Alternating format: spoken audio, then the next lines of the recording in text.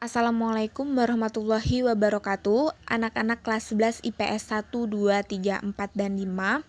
Hari ini kita akan belajar KD 3.7 atau bab 7. Judulnya itu tentang respon bangsa Indonesia terhadap imperialisme dan kolonialisme. Nih, apa itu imperialisme dan apa itu kolonialisme? Pengertiannya, menurut R.S. Square, kolonialisme itu berasal dari kata koloni. Menurut bahasa Latin, artinya pemukiman. Jadi bisa diartikan bahwa upaya yang dilakukan negara-negara penguasa dalam rangka menguasai suatu daerah atau wilayah untuk mendapatkan sumber daya. Itu kolonialisme. Kalau imperialisme itu berasal dari kata imperator, artinya memerintah. Nah, berarti imperialisme itu bisa diartikan suatu sistem dalam dunia politik yang bertujuan untuk menguasai negara lain dalam memperoleh kekuasaan atau keuntungan dari negara yang dikuasai. Dari pengertian kolonialisme dan imperialisme, tujuannya sama-sama untuk mendapatkan keuntungan dari negara lain yang dijajah. Bedanya, kalau kolonialisme itu menguasai daerah atau wilayah, kalau imperialisme itu sistem dalam dunia politik yang bertujuan untuk menguasai suatu daerah atau wilayah. Oke, paham ya? Bedanya imperialisme dan kolonialisme. Nah, nanti kita akan belajar dampak dan respon imperialisme dan kolonialisme di bidang ekonomi, politik, sosial, budaya, dan pendidikan. Yang pertama, dampak di bidang ekonomi.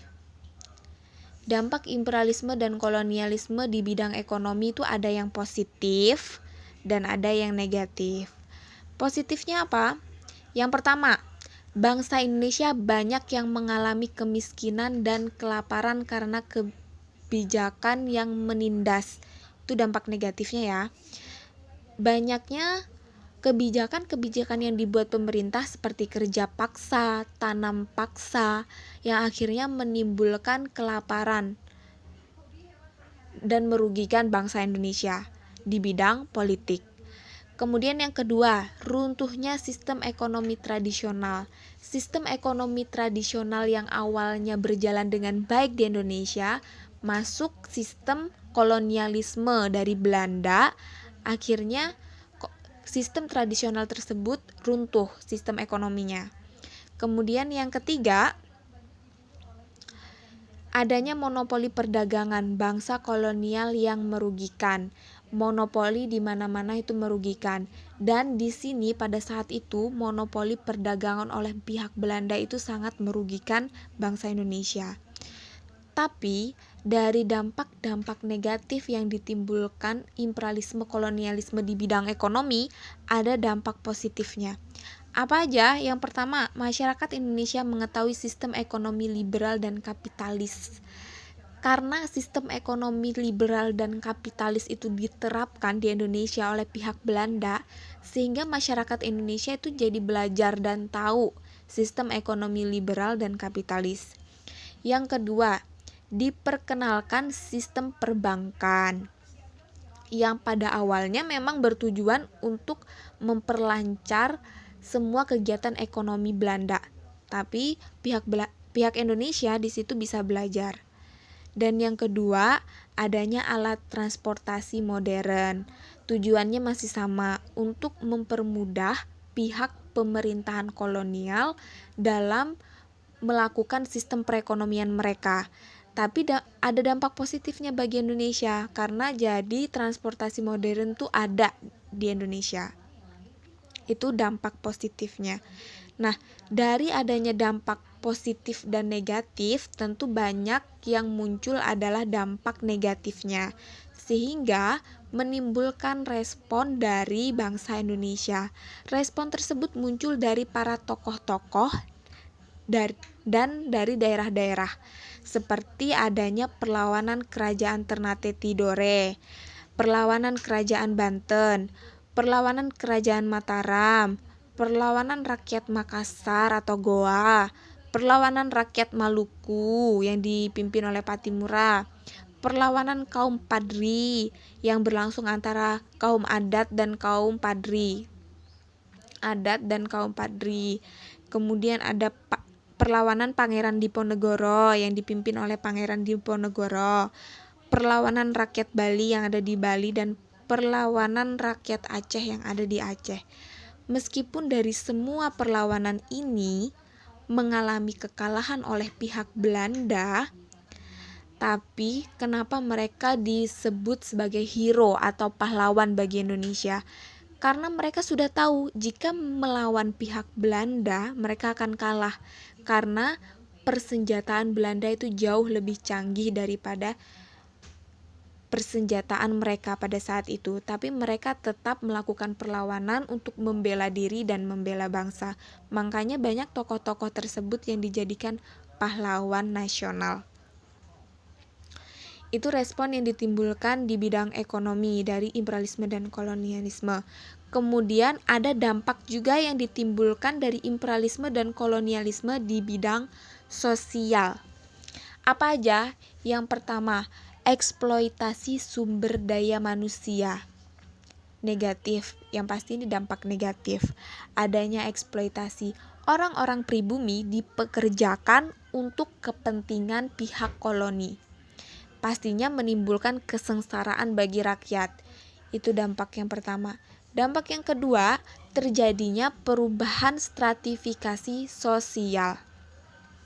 Stratifikasi sosial yang awalnya itu berjalan secara tradisional, yaitu adanya golongan bangsawan, birokrasi menengah, dan rakyat biasa, kemudian berubah jadi struktur sosialnya itu adanya pihak koloni dan penduduk pribumi, di mana penduduk pribumi sangat dirugikan dengan semua kebijakan yang dibuat oleh pihak koloni. Itu dampak di bidang sosial. Respon dari adanya dampak di bidang sosial apa? Responnya itu ada banyak, diantaranya munculnya gerakan protes petani, gerakan Ratu Adil, dan gerakan keagamaan yang tujuannya ingin mengubah atau ingin membela diri agar kehidupan sosial mereka menjadi jauh lebih baik. Itu di bidang sosial. Kemudian dampak imperialisme dan kolonialisme di bidang budaya. Yang paling menonjol itu adanya westernisasi. Apa itu westernisasi? Adanya pengaruh budaya dari luar yang masuk ke Indonesia. Apakah di zaman dulu aja? Di zaman sekarang juga banyak orang-orang yang berpakaian ala-ala barat atau ala-ala Korea. Orang-orang yang berbicara ala-ala barat, pakai bahasa Inggris. Itu adanya westernisasi di zaman sekarang. Pada zaman dulu westernisasi juga ada. Orang-orang pribumi banyak mendapatkan pengaruh budaya dari bangsa luar. Apakah ada dampak negatifnya? Ada. Selain lunturnya budaya tradisional, adanya kebiasaan-kebiasaan buruk orang luar yang akhirnya diikutin oleh orang-orang pribumi. Itu dampak negatifnya. Kemudian apa respon yang ditimbulkan dari adanya dampak di bidang budaya? Ada positif dan negatifnya, tapi kebanyakan positif. Yang pertama, munculnya karya sastra dalam bentuk cerita bersambung atau roman. Adanya protes-protes terhadap sistem pemerintahan di surat-surat kabar itu ditulis dalam bentuk cerita atau karya sastra. Kemudian yang kedua, munculnya perkumpulan-perkumpulan seni. Dari adanya pengaruh dari luar, ternyata banyak orang yang menyukai pertunjukan seni sehingga muncullah perkumpulan. Kemudian berkembangnya seni lukis.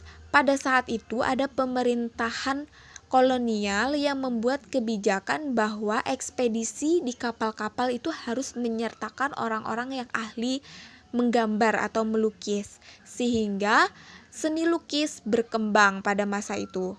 Kemudian seni bangunan, banyaknya bangunan-bangunan yang berdiri yang mendapat pengaruh dari luar, sehingga banyak bangunan-bangunan tua yang mendapat pengaruh dari bangunan-bangunan Belanda, seperti Kota Tua sekarang yang ada di Jakarta.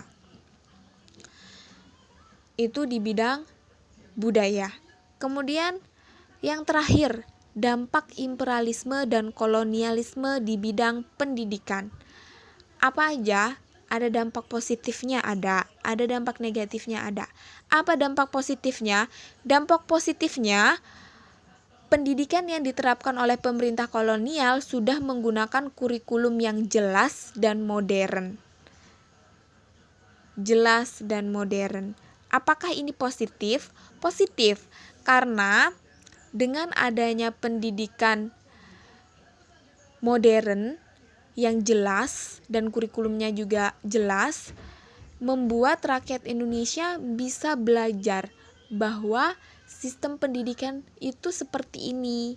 Harusnya kita mempunyai sistem pendidikan seperti ini. Mereka jadi belajar. Kemudian apakah ada dampak negatifnya? Ada. Dampak negatifnya apa? Hanya menekankan pada kepentingan kolonial yang bersifat terbatas. Jadi pihak kolonial itu mendirikan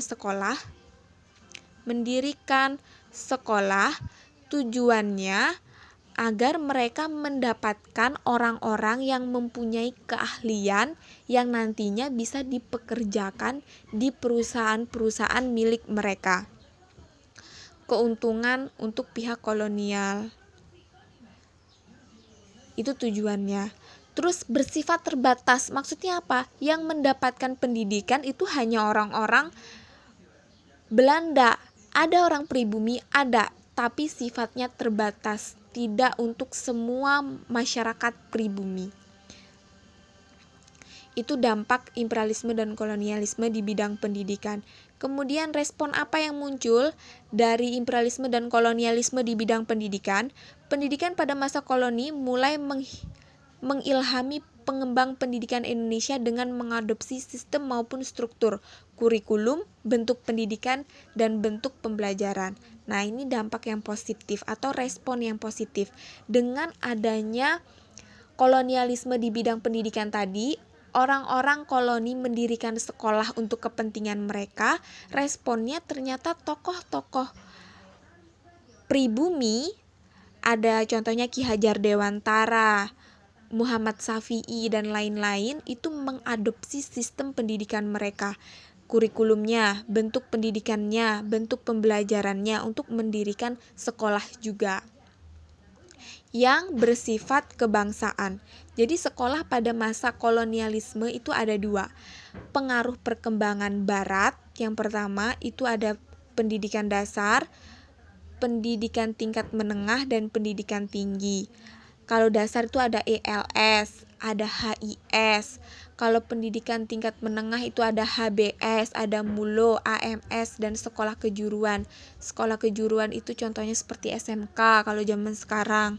Kemudian ada pendidikan tinggi, itu seperti universitas. Itu pada zaman dulu ada pendidikan tinggi teknik, pendidikan tinggi hukum, Stovia, dan lain-lain. Stovia ini pendidikan tinggi di bidang kedokteran. Itu. Kemudian responnya oleh tokoh-tokoh itu kan tadi mengadopsi sistem pendidikan yang ada. Dijadikan kesempatan untuk menanamkan sifat kebangsaan oleh orang-orang pribumi. Di antaranya ada sekolah taman siswa yang didirikan oleh Ki Hajar Dewantara. Kemudian ada kayu tanam yang didirikan oleh Muhammad Syafi'i. Kemudian ada Kesatria School yang didirikan oleh Dois Dekker. Tujuannya adalah untuk menanamkan sifat kebangsaan kepada masyarakat pribumi. Sifat kebangsaan. Hal ini juga yang memunculkan banyaknya pemuda-pemuda cerdas yang mempunyai sifat kebangsaan yang akhirnya mempunyai tekad untuk melawan kolonialisme. Nah, demikian video penjelasan dari Ibu tentang respon bangsa Indonesia terhadap imperialisme dan kolonialisme. Kalian bisa putar-putar terus videonya sampai benar-benar paham, atau baca terus materinya sampai berulang-ulang hingga kalian paham. Ibu akhiri, Assalamualaikum warahmatullahi wabarakatuh.